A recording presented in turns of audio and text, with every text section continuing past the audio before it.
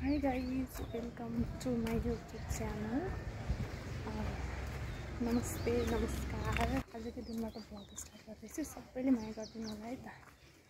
आज घर जाने हामी, त्यसैले टिकट काट्न हिँडे घुम्न चाहिँ। होइन घर जाने घर बिदा हो त्यही भएर केटाकेटीलाई घर जानु पर्यो। खुसीलाई साथीले जानु पर्यो भनेको त्यसो एउटा होइन त्यस्तो गर्नु। छोरी र म चाहिँ टिकट काट्नु हिँड्यौँ। छोरी पनि घर जाने भन्दै थियो क्या अरे, बाबाले पठाउनु भएन होइन, गाह्रो भयो। माउले जानु भन्दै थिएँ, बाबाले पठाउनु भयो। अब हामी बस पार्क जान्छौँ, टिकट काट्छौँ, त्यसपछि 12 बजे गाडीमा घर जान्छौँ। ल बस पार्क त आइपुग्यो, तर हे सिन्धुली सिन्धुली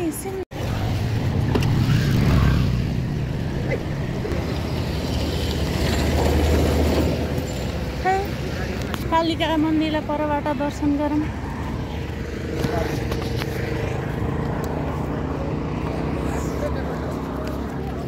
बस पनि आइपुग्यो। क्यामेरा नि पक्रिन राम्रो आइरहेको। टिकट लिने ठाउँ कता हिँडेको यहाँनिर हाम्रो सिन्धुली, खुरकोट, ग्वाल्टार, नवलपुर, खाङसाङ यहाँ रह। यहाँको मान्छे हुनु न खै त, तपाईँ हो यहाँको मान्छे हुँदै। टिकट चाहियो दुईवटा, अगाडि छैन।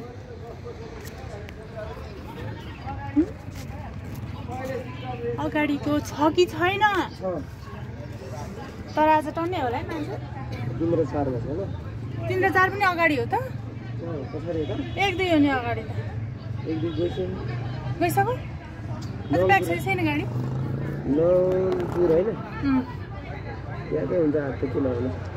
सब घर जान्छन् है। कसको गाडी छ आज? 12 बजे हो ट्याक्कै। कहिले अगाडि पनि हिँड्छ, गाडीको टुङ्गै छैन। कहिले 1 बजे 12:30 बजे नि हिँड्छ।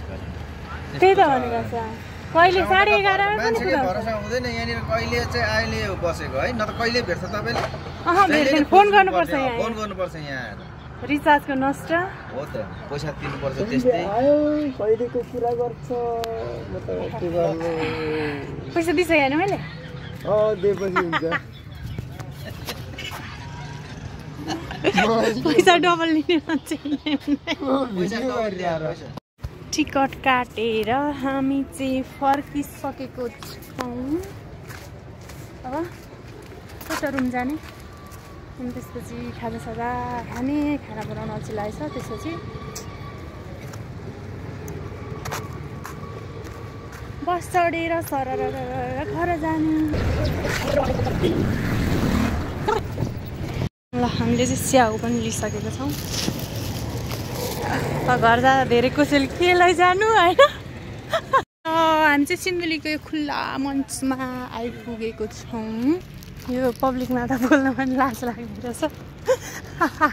यस्तोले के भ्लग बन्द रहेछ क्या, झ्याउ लाग्ने। यता धुरा, यता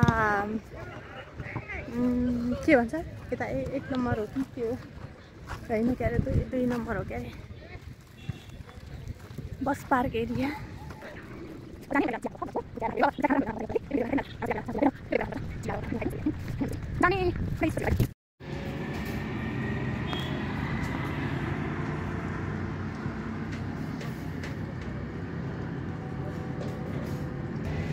सेल खाइदिने आज बिहान।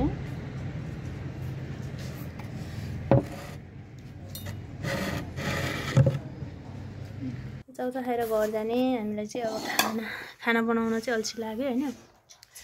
चाउचाउ खाने। एउटा चाहिँ भाग लगाइसकेको छ, अर्को भाग लगाउन बाँकी छ।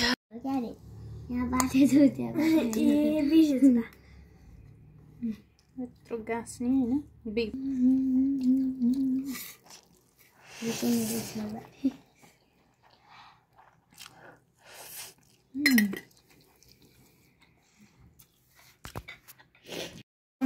भिडियो बनाउनु बिर्सेछु नि निस्किँदाखेरि। हामी चाहिँ निस्क्यौँ चाहिँ अब गाउँको यात्रा सुरु भयो।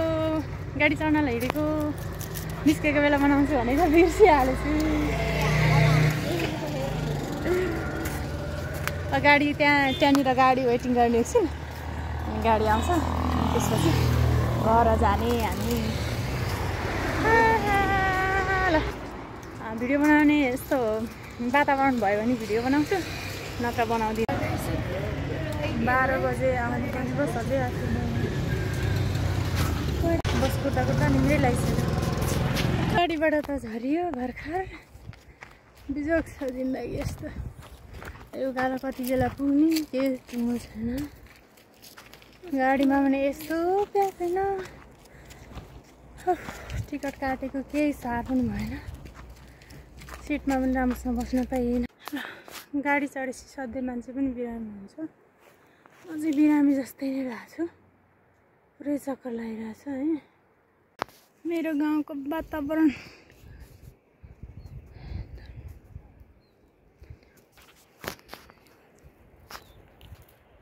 यो चाहिँ मेरो बुवा 1 नम्बरमा भमिट गर्ने यसले गर्दा मलाई नि अझ भमिट आउला जस्तो भएर यो जोक छ हेर। रुनु नहाँस्नु भयो नआइज भन्दा पनि होइन रे आउनुले आमा बालाई भेट्नलाई।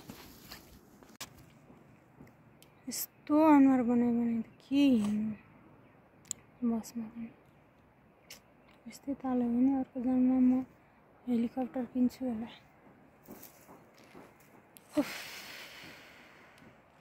अब 45 मिनटको बाटो 2 घन्टा 3 घन्टा लाग्छ। ओ अङ्कलले बोलाएको हेर त चिनिस् मदन अङ्कल चिनिस् ल ठ्याक्कै बल्ल बल्ल बल्ल अलि हिँड्न सक्ने अवस्थामा आइपुगेर ल अब 15-20 मिनटमा हामी पुग्छौँ आफ्नो घर। गाह्रो छ बाटो यस्तो छ है। यस्तो उकालो भित्री चढ्नुपर्छ। हावा पानी त एकदम बेस्ट हो पहाडको। मलाई चाहिँ बेस्ट लाग्छ होइन अरूलाई कस्तो लाग्छ तर हिँड्न नसक्ने रोड त छ नि होइन। तर रोड भए पनि साधन छैन नि त आफ्नो हिँड्नै पर्छ। सानोमा खाइखेली हुर्केको अलिअलि कुदेको ठाउँ हो। अहिले 2-4 वर्ष सहर बस्दैमा बिरामी त हुने होइन तर अलिकति गाह्रो फिल चाहिँ भइरहेछ है उकालो हिँड्नलाई। अझ धेरै थाकिएको छ। अब घर पनि पुग्नु लागि बाँकी गाउँमा बस्दाखेरिको घर आउने नै छ है। अहिले बाई बाई साथीहरू टाटा।